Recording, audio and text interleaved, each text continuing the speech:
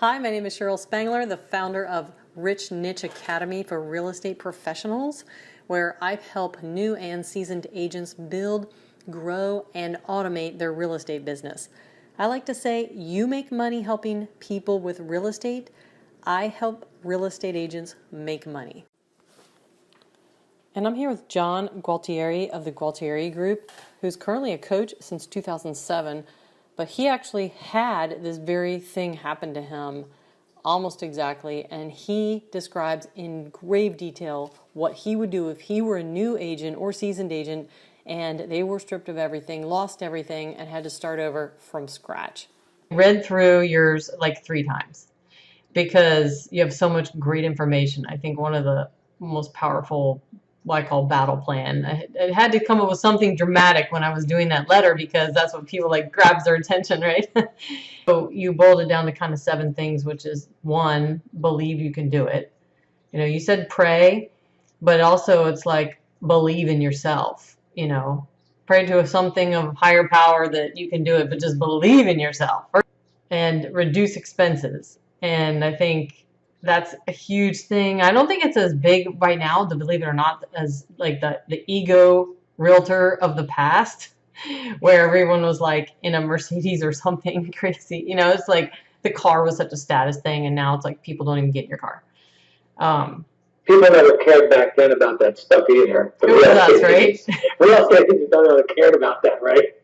Yeah, they had this mindset that the people gave a crap, but they didn't, right? Well, they used to send out mailings, and back when the magazines were still alive and well, they're standing in front of their Mercedes, and I used to think they should put like one of those magnet signs on their Mercedes that said, "I don't need your money," right? Yeah. Because that's the message they were conveying. It was crazy. And then mindset. Mindset is probably the thing that I harp on the most, and I try to train the most. And some people they still say like, "What is mindset?" But mindset is huge. I could go off on that. And then your entire battle plan which is your technical real estate battle plan of like really getting business right now, and how your focus was just to bring in 2 prospects a week. So just reading that, it's like not overwhelming and it's doable. And so I think paralyzation of overwhelm keeps people from doing anything, and then 2 a week sounds so easy, right? I can meet 2 people a week. I mean 2 substantial contacts.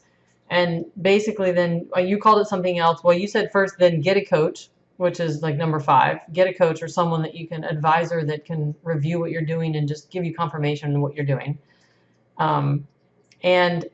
Yeah, I would just like to say to that point, it's probably one of the most important things. And I'm not saying that in a self-serving way because I'm a coach and I have an axe to grind. I just know that, my coach used to say to me, don't go into your own head alone. It's a really dangerous neighborhood, right? And so when you have someone that you can connect with and who can hold you accountable and hold your head above water when you're starting to gulp it, you know what I mean? Yeah. It makes a huge difference. And it wasn't for the good people I had around me at the time, I might not be sitting here today in front of you. I'm serious, right? So going alone and isolating, bad plan, really bad plan. Yeah, I have, other than a few years where I will say during those years I was floundering, I have had a coach. And as much as we say we don't need one, I've had one, and now in every aspect of my life I have a coach of some kind because, yeah, it holds you accountable. And they have a plan. And if that coach is someone who has a proven record, then they have a plan, follow it. I always say to myself and anybody who will listen that my own best thinking sooner or later is going to fail, right? So I need somebody there to just to be there and just to go to. In fact, guess who I'm meeting with after this interview? Who? My coach. Your coach, yeah. Yeah. So I'll ask you later about that. And so then you called this something different, but I called your number 6 a dirty dozen, and which was like the go-to in my mind, like the go-to 10 to 12 people partners that you surround yourself with that you can call on for leads, which means you can't be, I'm going to jump to the next title company that's going to give me some free marketing scheme thing. You need to build a relationship and like stick with them and be loyal, and And then finally, which is number 7, is systems, so that you can like not have it happen again.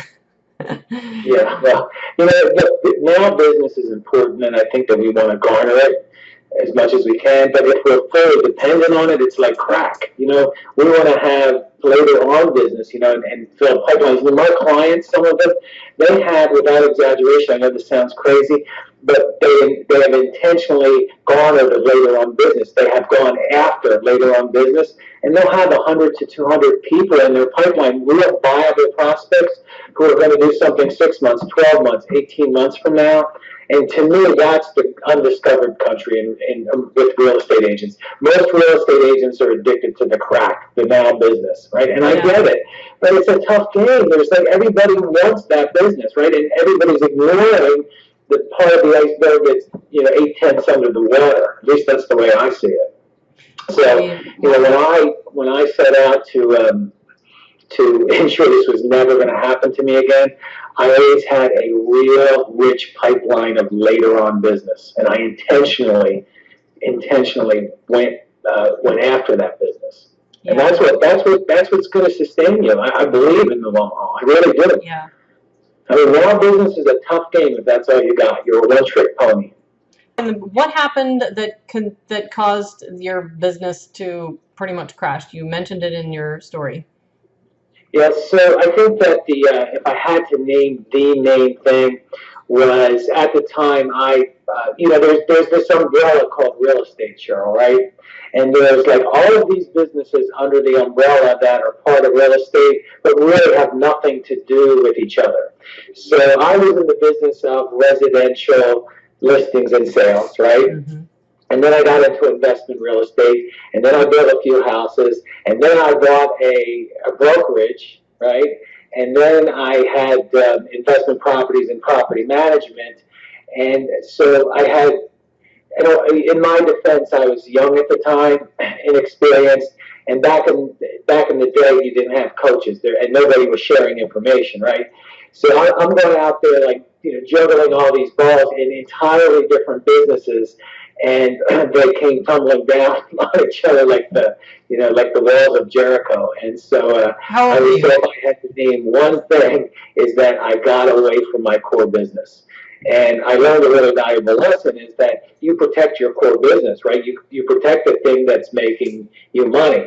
And so when you start to spread your shot and put your energy into all these other businesses that are arguably real estate businesses, you can't protect your core business. And so one thing that I learned was I'm protecting my core business no matter what. And my core business is listing and selling residential real estate. I totally agree with you. Yeah, I totally. Did you have a niche market when you were doing it before it came down, like at all, in like a residential business? The short answer is yes. I had niche markets, plural, okay? But the footnote, and this was my own hallucination, so take what you like and leave the rest. But I saw my business in 3 pillars, right? 3 pillars. The first pillar was called relationship-based business, right? So that was the first pillar of business. And I think that we can make an argument that that's a niche market, right? Yes. I don't know about you, right, but it's a niche. The second pillar we call marketing, right? Marketing. Yeah. And to me, that's where the devil lives, because you can go broke making money in real estate, right? So, you have to be able to, in that pillar of lead generation, have systems in place, have marketplaces that you're targeting in a manner consistent with not going broke and getting a return, right? Yeah. So my second pillar is marketing, and I'll tell you what I got going on in there if you're interested. And then that third pillar I call prospecting. And in the prospecting pillar, I fundamentally had expired listings in the prospecting pillar, where I was actually going out to the marketplace, and knocking on doors of expireds, which, by the way, I said in my piece, that old school belly-to-belly stuff still alive and well. Oh, yeah. I mean, all day long. I think that what has happened in our culture and what has happened in our industry is that we're hiding too much behind social media. We're hiding too much behind texting and emailing. God forbid we should have a conversation with a live person, right? God forbid. We might end up with a commission check. So that's the way I wrote, relationship-based business marketing, And I had a geographic farm in there. I mentioned the system that I had that back in the old days was called call capture. Today it's called mobile voice routing. Yeah. So that system in play. And then I had my expireds, and I leveraged my listings to bring buyer business in with that mobile voice routing system. And so it was really simple but really powerful. I mean, I ended up in my farm, and I would show this to you. I picked a geographic farm that were starter homes because the 60% of the people who listed their home with me bought another home, right? Yeah. So it was a twofer, right? And so I leveraged that farm intentionally for that reason. So it was, and ultimately, I think you had mentioned in your email, ultimately, my referral and repeat niche, right? The relationship, I call it relationship-based business. I sold my real estate practice in 2007, and I believe that year I did $750,000 in GCI just from that niche. I mean, that's an incredible niche if you can honor those relationships. Really. Yes, if you can keep consistent with them and make them feel.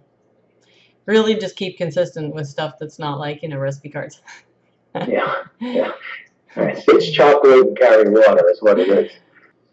I literally was coaching the members of my team, and I had been for a lot of years. And, I will share this with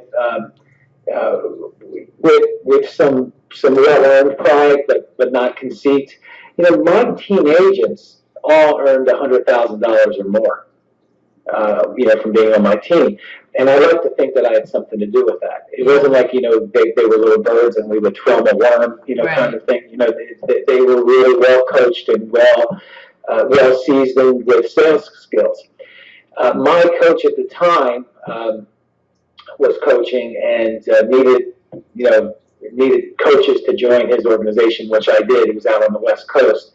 And, I walked into that company, and within, I guess, 90 days, my book of clients was filled. And most of them are still coaching with me today, believe it or not. Yeah, your retention rate on you said the average client is coaching with you for 8 years. Exactly, yeah. Yeah. Which I know is hard to believe. But no, that's amazing because, some people stick with it for like 2, and then they kind of decide they can do it on their own.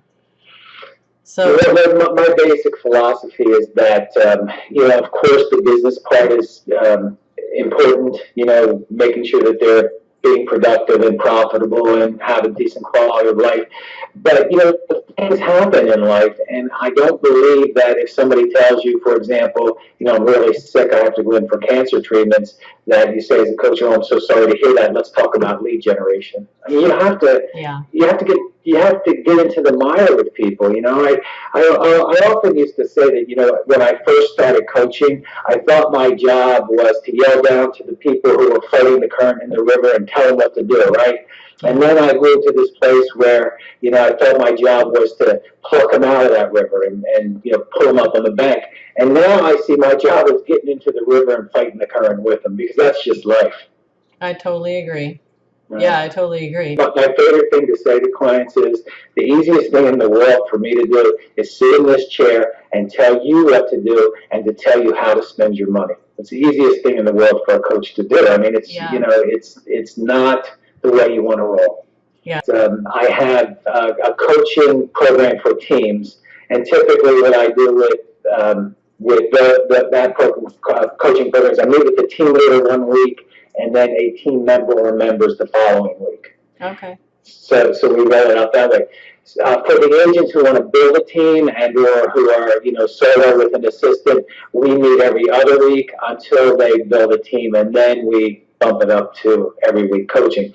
So most of the people who started with me started as solo agents with maybe an assistant, and some of them have massive teams now. I was joking with one of my clients yesterday, and I said, I remember you when you were making $100,000 a year, right? When you started with me, and she's done $1.3 million year to date, $1.3 million. So it's pretty remarkable. Yeah, this morning that you have to develop the software.